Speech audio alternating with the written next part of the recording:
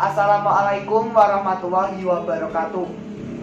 Perkenalkan, nama saya Muhammad Farhanisha Maidar, nomor absen 20 dari kelas 10 IPS 3. Teori masuknya Islam di Indonesia.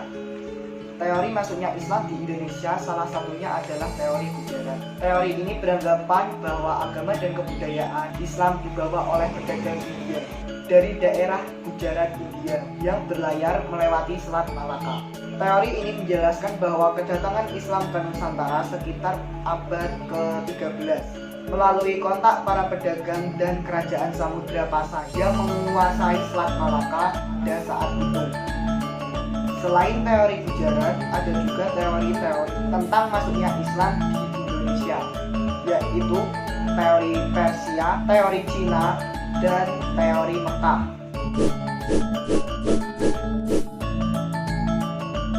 Media penyebaran agama Islam di Indonesia. Yang pertama ada perdagangan, perkawinan, dan juga kesenian. Kesenian. Ketika agama Islam masuk di Indonesia, kebanyakan masyarakat di Indonesia masih dipengaruhi oleh kepercayaan pada masa sebelumnya. Kemudian tersebut disisipi oleh Islam. Oleh karena itu, kebudayaan menjadi media efektif bagi para penyiar Islam untuk mengembangkan negara Islam. Sebagai contoh yaitu wayang.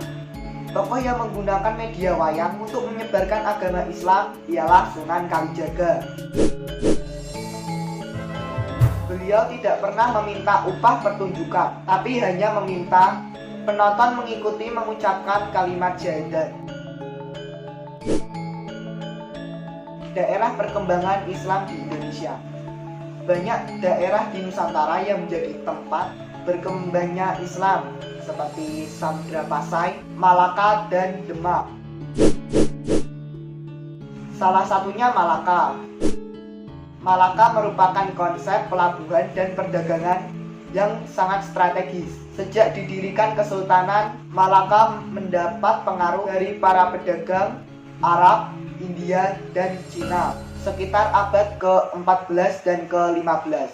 Pedagang dari India dan Arab yang transit mengajarkan dan menyebarkan agama Islam di kesultanan yang ada di Malaka. Kemudian Islam menyebar hingga ke Semenanjung Malaya.